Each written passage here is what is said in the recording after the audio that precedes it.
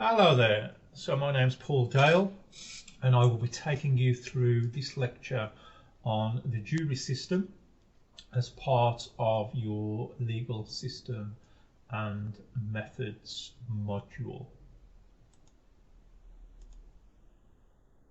So our learning outcomes for this lecture then is, first of all, by the end of this lecture you'll be able to understand the functioning of the jury system.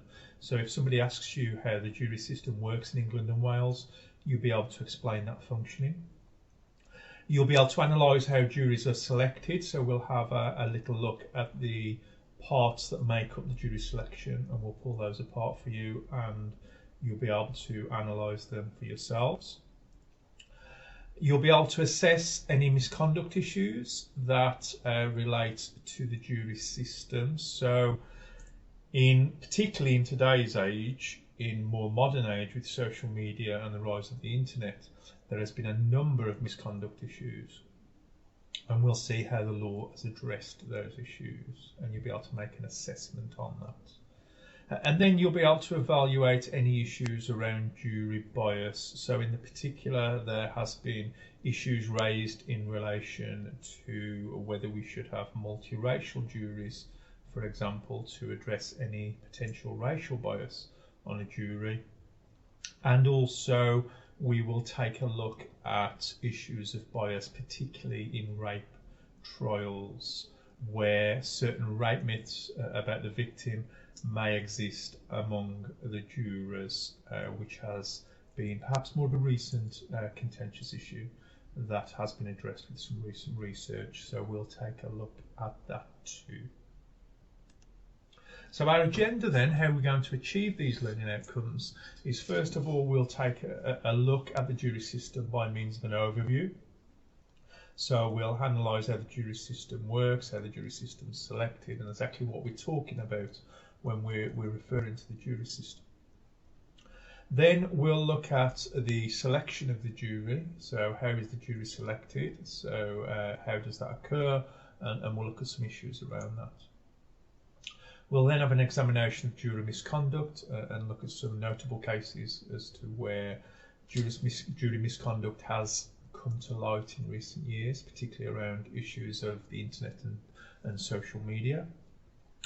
And then we'll have a look at jury bias in the context of potential racial bias and in the context of potential bias in rape cases. So part one then, an overview of the jury system.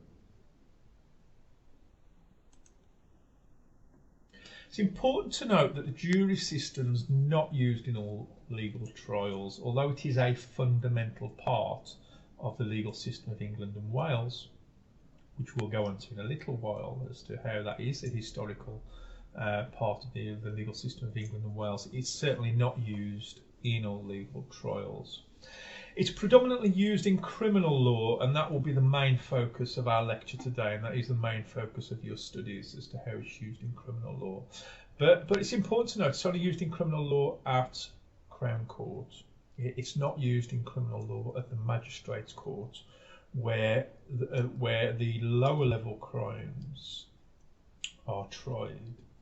So it's only used for those more serious offences at Crown Court. And in reality, what that means is that 95% of cases which are held at the Magistrates' Court of all criminal trials do not in fact use a jury. Those use a magistrate who will decide, who is a lay person generally, although there are some elements of magistrates that are paid, particularly around London. But in general, it's a lay person who sits as a magistrate and they get to decide on the guilt or the innocence of the party. So the jury system then, on a practical level, is only used at trial at Crown Court. So that is only a small percentage of trials, and then of course those trials that do reach Crown Court, many of them do tend to plead guilty quite early on because there's a reduction in sentence if people plead guilty. So there's only a minute 1-2% of all criminal law cases where a jury trial is used, and that's important for you to note. It's also used at civil trials, so it's in the County Court and High Court, and that's rare defamation cases. It used to be the case that there was an absolute right to a jury in a defamation or a libel case. And since 2013, that is no longer the case. It's only in rare defamation cases, particularly where there's a bit of a complexity in the case and there's documents that have to be analysed. False imprisonment cases and malicious prosecution by the police can also be tried by a jury in civil cases. And then the coroner's court, and the coroner's court gets to decide on cases involving death, as to how somebody died, and deaths that are involved in police custody or certain accidents. There is a jury trial that can be conducted at the coroner's court.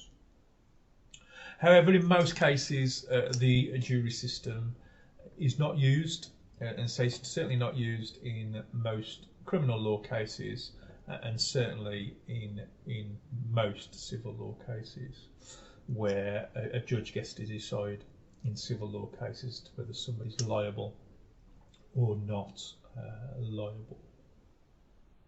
So what this means then, when we talk about the jury system, and you do hear quite a lot about the jury system being a fundamental part of the legal system of England and Wales, it's probably got more of a mythical outlook than a practical one, quite simply because it's only used in a very small amount of trials. So that's something for you to think about, that when you do hear discourses and discussions about the importance of the jury system, as to, from a practical level, how important actually is it when it is only used in a small amount of trials. So a little bit about the history of the jury system then. So prior to the Norman Conquest, when William the Conqueror conquered Britain in 1066, juries were used essentially as inquests, as a settlement of fact, and that was rooted in Scandinavian law. So the influences that came across from Scandinavia were prevalent in the use of juries for inquests, or as juries of accusation, and that's rooted in Anglo-Saxon law prior to 1066. And this was trial by oath or trial by ordeal, which you would have looked at. And trial by ordeal was quite a violent way of determining someone's guilt. A very typical example was the dunking in water of the accused, and should the accused sink, they were innocent. Should the accused float, then they were guilty. So it did not do much justice to the suspect. Either way, you would have some sort of lethal or sort of serious punishment inflicted upon you. During the 11th and 12th centuries, juries were used in property disputes, particularly in conjunction with the Catholic Church at the time. And more famously than not, the jury system is enshrined in the Magna Carta, signed at Runnymede and in 1215, whereby a person could only be tried by the lawful judgment of one's peers. And this fundamental substantive piece of law is really held up as sacrosanct when anyone talks about the jury system, because of course it's one of the few remaining articles of the Magna Carta that is still in force today. So it goes all the way back to 1215, where a person can determine their rights as being as having a trial by one's peers. So I think this has fundamental importance really in relation to the discourse on the jury system, and when there is any discourse about getting rid of juries or non-jury trials, the fact that it's in the Magna Carta, going all the way back, is really held up as being of huge importance as embodied within the legal system of England and Wales.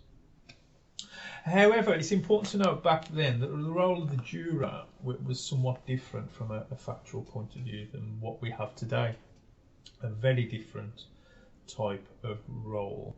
It was essentially to provide local knowledge and information rather than decide any guilt or innocence.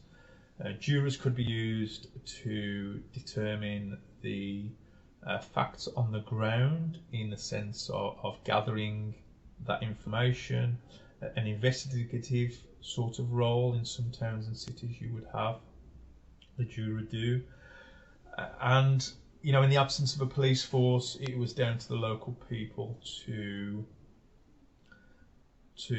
determine that what had happened, and then you know somebody would be imprisoned, and the circuit judges would make their would be doing their rounds, and this could happen you know over a few months. They could be waiting for a particular judgment, and the jury would be there to provide that knowledge to the judge when the judge arrived.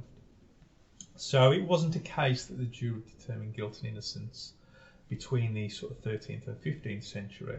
The idea that the juror became a decider of fact in determining the guilt or innocence of the suspect occurred from the 15th century onwards, and there was a slow evolution as to the role and the functions of the jury system. And I think that's quite an important point to note, that when someone does hold up the Magna Carta as determining your right to be tried by one's peers, that the being tried and having a lawful judgment on the basis of one's peers was certainly very different to how we determine that today. So what about non-jury trials then? There has been, in particular, some vast reform agendas in relation to non-jury trials in the 21st century. Prior to that, there was non-jury trials used in Northern Ireland, of course, so we're talking outside of the jurisdiction of England and Wales, but nonetheless the UK. And these were the so-called diplock courts. So the troubles that had occurred in Northern Ireland, the terrorist activity that had occurred in Northern Ireland, there was some concern of jury intimidation, particularly to do with serious terrorist trials, and not just terrorist trials, serious criminal trials. There was concern about jury tampering and jury intimidation. So what you had was the diplock courts, where guilt was determined on the basis of the judge, and they were often criticised for coming to their judgments in secret, and a lack of transparency. So they certainly didn't last very long, the diplock courts. They were seen as being very oppressive towards one sector of society in Northern Ireland, towards the Catholic sector of society in Northern Ireland, and those that had a more of a Republican ideal and Republican agenda. So it certainly didn't last very long, but they were introduced, so that they were part of the UK. So the Criminal Justice Act of 2003, which came into force in 2007, provided for non-jury trials. And this was in cases where there was a danger of jury tampering, or where in fact jury tampering had taken place. So where jurors were intimidated in some way by friends of the accused, and this certainly occurred in cases of organised criminal gangs. So the first time that we had a non-jury trial in Crown Court was in 2009, and this was appealed in the case of Twomey Blake, Hibbard and Cameron in 2011. And what happened in that particular case was the parties concerned were tried for a violent armed robbery at Heathrow Airport, quite a famous armed robbery in 2004 that hit the headlines on the media, where £1.7 million were robbed. There was an allowance for a non-jury trial because 2 previous cases had collapsed on the basis of juror intimidation, and whereby 2 members of the jury in the 3rd trial of the men had also been tampered. So there was a real concern then that as we go along, the jury, there would be more jury tampering, and as a result of that, there was a decision made on the basis and authorised on the basis of there being a non-jury trial. So that, in that particular case, what was at issue in that case, and also the following case in relation to JSM and R, which had similarly concerned organised criminal activity and jury tampering, that it was to do with issues of proportionality, or I should say disproportionality. In the Tuomi case, it was considered there that protecting the families concerned and protecting the jurors would cost upwards of £6 million for the trial to take place. There is only a finite amount of resources available for such issues, and it was considered that this was a disproportionate cost to try the suspects. So a non-jury trial was authorised. It's important to note that this is only in rare cases, it's only in extreme cases, and what a series of cases concerned to do with non-juries had held was that essentially it was proportionality that was at issue, and there was a high threshold to the test. So jurors were also abolished, or an automatic right to jurors, I should say, was also abolished in the Defamation Act of 2013, and this concerned defamation in civil law trials. So if you look at section 11 of that particular act, you will see that juries are only put together on the basis of when a number of documents, a vast amount of documents, have to be considered, and where there are some complexities to the case.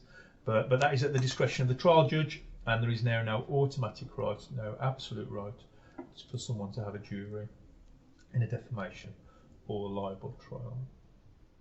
We have seen some changes over the last year in the COVID pandemic, the coronavirus pandemic, where initially all jury trials were suspended on the 23rd of March 2020. And this has slowly been lifted, in particular in relation to shorter cases. So you will have some cases that may only last a day or a couple of days, but anything with a bit of complexity to it, there has been a creation of what's classed as Nightingale courts. I think this takes after the name of the so-called Nightingale hospitals that were created to deal with coronavirus. So there has been these specialised courts that have been created where jurors do not have to sit close to each other, and there is perspex between each other, and people are able to socially distance. And that recovery plan was opened up in July 2020, but it is only concerning with more serious and more lengthy cases. There is a serious backlog in the criminal justice system, and currently, while this lecture is being recorded, there are discussions in relation to how we are going to address this problem. Quite a number of crimes that have occurred since 2020 will not go before a jury until 2022, which is a serious delay on the deliverance of justice. How are we going to address this? We don't know. There have been discussions about using Zoom or some sort of alternative platform. Interestingly, this has happened in the United States in August the 11th, 2020 in Texas. The first time a Zoom trial was used using a jury system. Zoom or alternative platforms have been used and are being used in civil systems, which just deals with the judge and the parties. So there are discussions as to how it can be used, or something along those lines can be used in a criminal trial. There are some concerns about the use of Zoom or an alternative platform, not least freezing. When I'm sure you've all used Zoom or some sort of platform, and you may have had some sort of lagging or been froze or been thrown off the platform. So there are certainly concerns about that. There have also been some concerns expressed as to the fact that the jury are not able to see the witnesses and be able to get a sense from body language and things such as that as to how people are talking, the witnesses or the suspect concerned. However, it is in discussion at the moment, because I think it might be more a case of, or certainly the discussions are more the case of, what's the lesser of the two evils? Do we allow this backlog? Do we allow crimes not to come to trial for 2, possibly even 3 years? And it's particularly concerning when you've got somebody on remand who's been arrested and in prison and has not had a chance to have their trial, and yet they're on remand in prison, waiting their trial. If they've got to wait 2 to 3 years, and we have this principle of innocence until proven guilty within the system of England and Wales, then what does that say about justice if that person is innocent, or certainly has not had their day in court, and yes, they're in prison? So perhaps Zoom is the way to go, but only time will tell. It's important to note that the jury is independent, certainly independent from the judge, and this goes all the way back to the Bushell's case concerning Edward Bushell. So this concerned the rights of Quakers to be able to practice and worship in their own rights. The trial judge had urged the jury to reach a guilty verdict. This particular case, concerning William Penn and others, received vast media attention in newspapers and whatnot. And there was a lot of sympathy in society concerning the rights of Quakers and other religions, dissenting religions, sort of non-conformist to the Church of England religions, to worship in their own right, because worship was banned unless you were part of the Church of England. And the rights of Quakers in this particular case was at issue. So the trial judge had urged the jury to reach a guilty verdict. They refused, they found not guilty, and the judge imprisoned them for contempt of court. He fined them. He also put them in prison for a number of days without food until they could reach a guilty verdict. It was held in that case at the Court of Common Pleas that the sentencing was wrong. The jury cannot be punished. They must be free from coercion, and they must be independent from any sort of intimidation or any pressure from a government or a court. So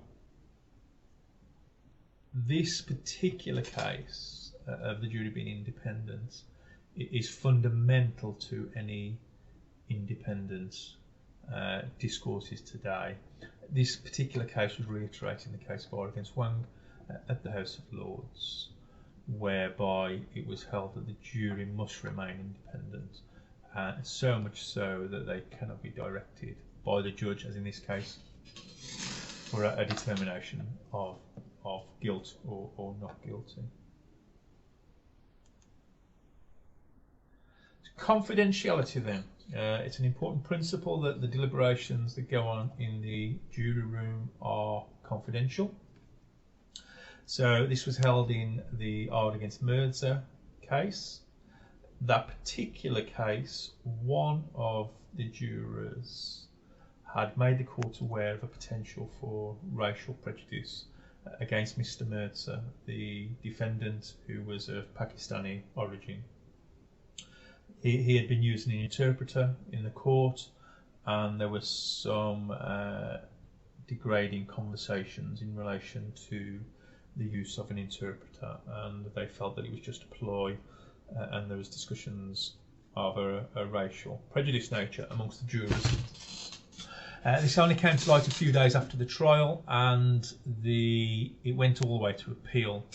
And what was a particular concern for the Court of Appeal was the confidentiality of the jury deliberations. So the court should not inquire into the reasons as to why the jury decide the way they do, irrespective of the fact that in this case there was racial elements to that discussion.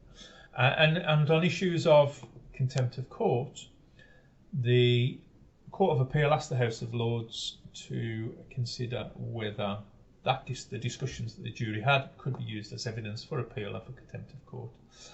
And it was held by the House of Lords, quite controversially, that these deliberations were inadmissible, irrespective of the discussions that I had. Contrast that with an earlier case of R against Young in 1995. This particular case, it is a first instance case, but this particular case reached or had a lot of media attention at the time, where 4 jurors had used a Ouija board to contact the dead victim. So it concerned a murder trial concerning 2 people, husband and wife, and they had contacted the dead victim or they apparently contacted the dead victim in a hotel room. And the dead victim apparently was the husband, who had told the 4 jurors that the defendant was in fact guilty of murdering him and his wife. It was held in that particular case that the hotel room itself did not form part of the deliberations, so therefore it could be considered, irrespective of the fact that the jury had retired for their deliberations. It happened in the hotel room rather than the deliberation room, and so the conviction was quashed on the basis of that. Next case we've got is Task against Belgium, and in that particular case it was held at Article 6, the right to a fair and independent trial. It does not require the reasons for the jury to give any reasons for their verdict. So there are some cases there concerning the confidentiality of the jury system. There are quite a number of cases. This list is not exhaustive, so I've just given you some notable ones. Do some research on that, and you are pointed to some cases in your guides. The philosophy that underpins the jury system then, I think, is quite an important philosophy, that it performs its social as well as the judicial function.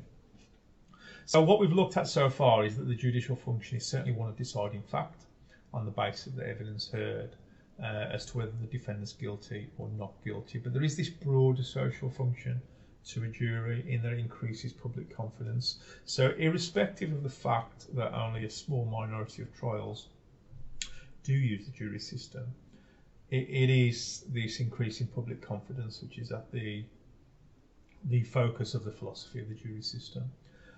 This idea of an independence, a buffer between the citizen and the state. It's not just the state being oppressive and finding people guilty and not guilty. People do have the right to be tried by one's peers. A protection against certain laws that may be oppressive, and there are certainly several cases that you will come across whereby jury decisions have been questioned and people have been found not guilty when perhaps they are really guilty. However, we cannot go into the deliberations of the courtroom.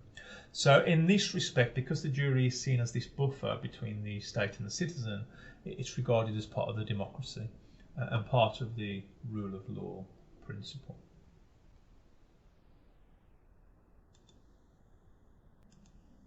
Section 2, the selection of the jury.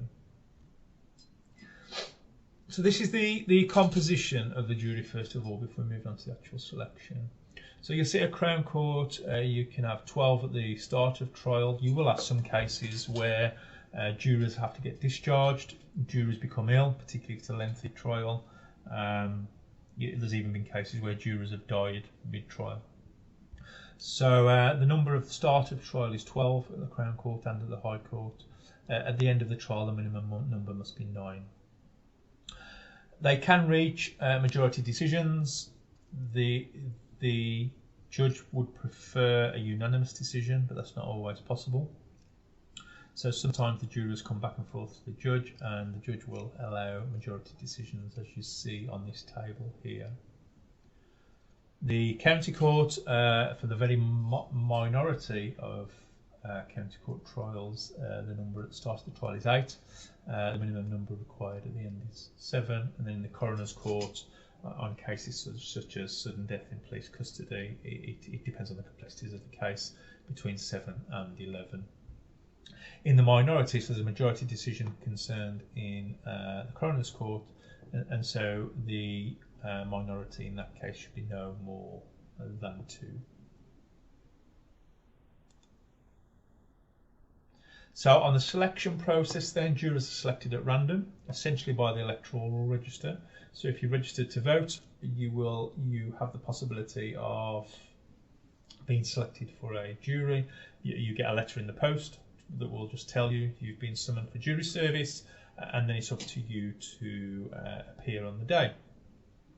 It's compulsory if called. You could be excused if you have personal difficulties, or you could be postponed until a later date. So let's say, by way of example, you have commitments professionally within your work. The court is quite reasonable to postpone it to a later date, but they tend not to postpone it any more than twice. You're generally allowed to have it postponed once. So by way of example, if you're in the medical profession and you've got a life-saving surgery to perform on the day that you've been summoned, the court would be particularly harsh if they insist that you come on that particular day. So there's certain cases where you can be postponed. You can be excused under certain with certain difficulties, so there could be mental health reasons as to why you may not wish to be part of a jury. There could be conscientious reasons as to why it would cause difficulties. So I've known of jurors being excused on the basis of religious reasons, for instance, not feeling that they can take part in a judgment. There could be physical difficulties, so somebody may have a medical condition and it will cause certain difficulties, and under those circumstances the judge can excuse you. So it's at the discretion of the judge, and it's certainly on a case-by-case basis. There's nothing to suggest that a judge has to excuse you, and it is on the discretion of the judge, depending on the particular case. It used to be the case that there were certain professional exceptions to becoming a member of jury. Those exceptions were doctors, members of legal professions, police and judiciary. They've been abolished in 2003. However, there have been a series of cases in relation to the use of professionals, particularly those in the legal profession. So if that legal profession has some knowledge, or let's say a police officer is on a jury where the case concerned comes out of his or her own police station, then that jury would certainly be excused in those particular cases. So once called, then what happens when you're called to the jury? You turn up on the day. You will essentially be sitting in a room waiting around to be called into the courtroom. Quite a number of you, 15 of you, will go into the room, of which 12 are selected at random. And essentially those being selected at random is a name out of a hat, and you will be asked before the judge whether you know of or have any knowledge of the persons involved, and you will certainly be excused if you know the people involved in any sort of capacity. So the judge will make sure that you don't know those people involved. Will give you a very limited amount of information, just to make sure that you have no knowledge of who these people are, or that you've got no conflict of interests in relation to the case itself. So you'll be selected, and then you have to swear an oath or an affirmation if you are of a particular religious persuasion. You can either swear an oath or an affirmation, and you're sworn in and to consider the issues faithfully according to the evidence presented. The judge will direct you, will give you certain instructions such as the discussions of the case should not be discussed outside of the courtroom, not to research the internet, and so on and so forth, and that you will only consider in relation to the case itself. And also an important instruction is not to discuss the case even amongst yourselves until the end of the trial. Once the evidence has been presented at trial, the judge then directs the jury. Jurors retire and reach a verdict in their deliberations. Part 3, juror misconduct. So in today's age, in the modern age, in the rise of the internet and social media, there have been a number of concerns of jurors researching on the internet issues around the case, and some research suggests that quite a large percentage of jurors do this, irrespective of being instructed by the judge not to. These are new indictable offences that have come since 2015, on a range of indictable offences. It was felt as though the old law on contempt of court did not address the modern issues that we have today. So the 2015 Act came into being after a number of jurors, which we'll go on to on the next slide, had been in prison for contempt of court for going against the judge's directions. So they're embodied in law, research by jurors, sharing research with other jurors, engaging in any prohibited conduct, so the judge may lay down certain prohibited conduct to do with the case, disclosing jury deliberations, so you certainly can't go to the newspapers or something like that to disclose your deliberations, as you can in some other countries. Judges have the power to order surrender of electronic devices. It does happen in rare instances, doesn't always happen. You can imagine the annoyance juries might have to hand over their mobile phones, so it only tends to happen in rare cases. Failing to attend has been quite a long-standing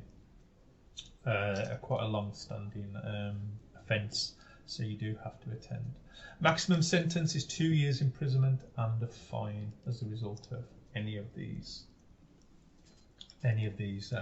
offences. It's fueled by this philosophy that only the evidence presented at trial is what the jury should consider.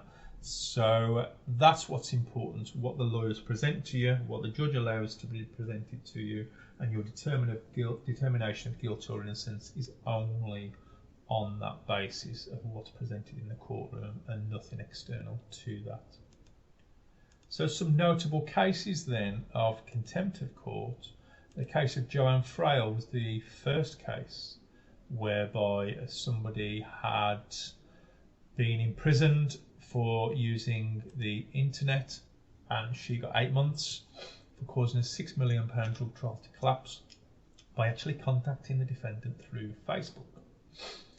Next we have Theodora Dallas, who researched a defendant on trial for rape and actually told all the jurors that he'd previously been accused of rape. She was sentenced to 6 months in prison. She should have known better. She is Dr. Theodora Dallas of Queen Mary, University of London, in a not a legal academic, but an academic at Queen Mary nonetheless. And she was sentenced to 6 months, suspended for 3. Deborah D in 2014 had wrote letters to 2 defendants disclosing jury deliberations. It was given a suspended 3-month sentence. And what suspended sentence actually means is not actually serving your time in prison. So you serve the time on the outside. If you get in trouble over the next 3 months, that 3-month sentence will be added to any later sentence. And then James Smith disclosed the results of internet searches, who had a suspended sentence for 9 months. The judicial system is taking a very harsh is perhaps the wrong word to use, quite strict is perhaps the better word to use, a quite strict application of the law of contempt prior to 2015 and since, and certainly will bring cases to trial. There's a lot of publication around these particular cases, so people are in no doubt aware that that these rules apply. There was some concern from Cheryl Thomas's research from UCL that something like 20 to 30% of jurors were just not aware of their obligations. So these have received some considerable media attention. Jury bias then, part 4. How can a jury be potentially biased? There has been, over the years, quite a call for reform of jury selection based on a multiracial diversity, which has been rejected. And it's argued, really, it's twofold. The argument is, first of all, a trial by one's peers. So if we live in a multicultural, multiracial society, then surely if you're from an ethnic minority living in the UK, if you've got an all-white jury, then arguably that's not really what a trial by your peers is one of the arguments that does fuel the debate. And then another argument is the disparity of ethnic minorities in the criminal justice system. And there is quite a large disparity in relation to the focus of the criminal justice system on black and Asian and ethnic minorities. So these are the two things that do fuel the debate. The Runciman Commission of 1993 recommended, I should say, that up to 3 juries from ethnic minorities be on the jury system. This has been rejected. In R against Ford, so that concerned a black defendant and an all-white jury, and it was held there the judges are not under an obligation to impanel a multiracial jury, so it's fueled by the idea that the jury is selected at being random. This was reiterated in R against Smith, that appealed this on the basis of Article 6 of the ECHR under the Human Rights Act. So that's a right to a fair and impartial tribunal, that everybody's got a right to a fair trial, and here I'd argued he hadn't got the right to a fair trial due to having an all-white jury, and it was held in that case that Article 6 of the ECHR does not change the law as laid down in Ford, so it's still random. There are quite a number of other cases that you can consider, and in particular there are several cases where, so I mentioned Mirza earlier on in the lecture, there are several cases where there have been issues of racial prejudice within the jury deliberations. So there have been some concerns raised. However, any research suggests that any racial bias within the jury is actually a myth. That Cheryl Thomas of UCL, if you look at a quite extensive in-depth report called Diversity and Fairness in the Jury System, she actually found that the conviction rates of black and ethnic minorities were on the same level as their white counterparts. This was also reiterated in the Lammy Review. So David Lammy, MP for Tottenham, conducted quite an extensive review into the criminal justice system and the disparities in relation to ethnic minorities within the criminal justice system. He covered the whole of the criminal justice system. It's a very detailed report. I've put some links in here to the reports. It's worthwhile having an analysis and having a look yourself at some of the things that came out of that. Page 31 to 33, I've particularly highlighted that there are some tables on there that show the rates, the conviction rates of juries. And what David Lammy found, that as far as the jury systems go, that the conviction rates were much the same as their white counterparts. So there's been quite an extensive quantitative research done into this to find that there isn't a problem as far as the jury is concerned. So the cases that you do read that concern racial issues are seen as exceptions rather than the rule. However, there is a problem in relation to, arguably there's a problem in relation to the confidentiality of the jury. room is contentious in these cases. So how do you address those particular cases is a contentious issue, but to actually address the system as a whole by infusing it with a multiracial jury has been rejected, because it's been said by the statistical research that there isn't a problem, that the problems relating to racial prejudice within the criminal justice system belong to other parts of the criminal justice system. So by way of example, the police, stop and search powers, these kind of things, arrest, likelihood to be charged by the CPS, is that an issue?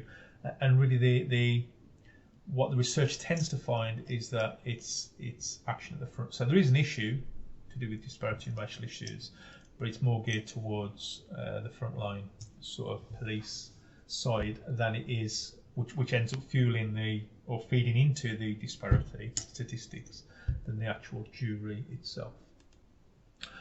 Arguments. There are some arguments against multiracial juries that have been put forward.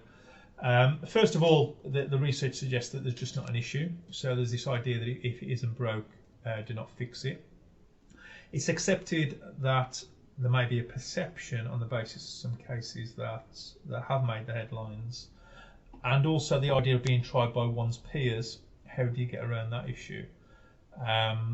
So that's perhaps more of a theoretical issue on the basis of someone's understanding of what their peers are. But certainly, as far as research suggests, the disparity between the way ethnic minorities are treated on the jury system has been suggested that it's not an issue. Juries being selected at random works. If we're going to perform multiracial juries, then what do we do? How do we replace the random selection? Because now it's not random, so something will have to be done, and there are some debates as to how you would address that particular issue. Of primary concern, one of the main concerns is that it puts the focus of any deliberations in the jury room itself on the ethnic minorities who form part of the jury. And there is some sympathy to this concern that if you have, say, 3 members of the jury who are from ethnic minorities, and the defendant is a member of an ethnic minority, one of the ethnic minorities, then what does that do for the focus of those ethnic minorities on the jury system? Do their viewpoints, are their viewpoints more important to other jury members? How is the imbalances of the discussion? Because when you have any jury system, you have 12 members selected randomly. You will have some people that are more dominant than others in discussions. You will have some people who are passive. You'll have some people who just simply agree with whatever the majority says, and then you'll have some people disagree. So how would that deliberation balance work if there are ethnic minorities who are there on the basis of being selected as a multiracial jury? How's the emphasis on them? Some jury members may not want that attention, may not want that focus of being on them, that ultimately it's their decision kind of thing. So there's been a lot of concern around that, about ethnic minorities not wanting to be there on the basis of belonging to an ethnic minority, almost as if they're representing the defendant, so to speak. And then also it shifts the focus away from the real areas of the criminal justice system where there is a real problem. There are systematic racial issues within the criminal justice system, particularly on the front line in the way that areas are policed. So if we're going to say that the jury system needs addressing, it's really shifting the focus from the real issues. It is one of the arguments against a multiracial jury. Okay, so now we move on to bias in rape trials. There's been some serious concern in relation to rape trials, the idea of the rape myth, the stereotypical rape myth that a victim should be bruised, battered, raped by strangers, and when in reality a large percentage of those who are raped by someone that they know, maybe an ex-boyfriend or an ex-husband, or by going on a date, or those kind of things, or by a friend or so-called friend, or so on. And particularly among men on jurors, there's been some concern that men have this stereotypical idea of what a rape victim should look like. And as a result of that, there has been concern that the low conviction rates of rapes is somehow to do with this rape myth that jurors may or may not have. So Anne Coffrey, MP, suggested that this was an issue. Have a look at the link on here of Brian Levison's speech. There has been some real concern and some real recent debate in relation to this. And he authorised and instigated, Levison did, Cheryl Thomas again, who was at the forefront of jury research at UCL, to conduct a study, which she did over 2017-2019.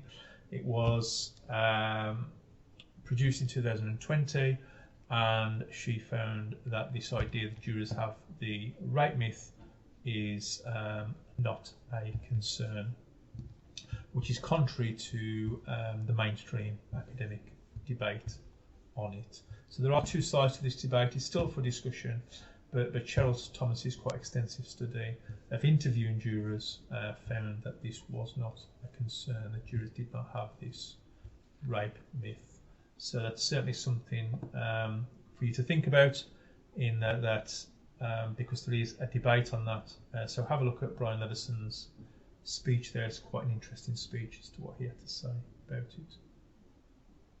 Okay, so by way of summary, we've looked at an overview of the jury system. We have looked at its history as to prior the Norman Conquest, as to how it developed, and through the Magna Carta and through to the 15th century and up to the Bushell's case and beyond, and now into the 21st century in relation to, or the most latest things in relation to COVID and so-called Zoom trials by jury. Where are we going to go with that would be an interesting thing to look out for. We've looked at the independence of the judiciary, and then we've also looked at confidentiality within the jury room. We've looked at jury selection, so how juries are selected at random and appointed for their trials. Then we've looked at some misconduct of jurors. We've looked at some notable cases. In particular, the debate at the moment is around internet research and the use of social media, which has been arguably addressed with the 2015 Act. And then we've looked at bias within the jury system, which seems to suggest that the bias is not there in relation to rape and racial issues, and that any bias is more an exception rather than the rule. Certainly the quantitative research does suggest, but there are still some concerns around that, which is part of the debate. So thank you for listening, and I look forward to speaking with you at our tutorial.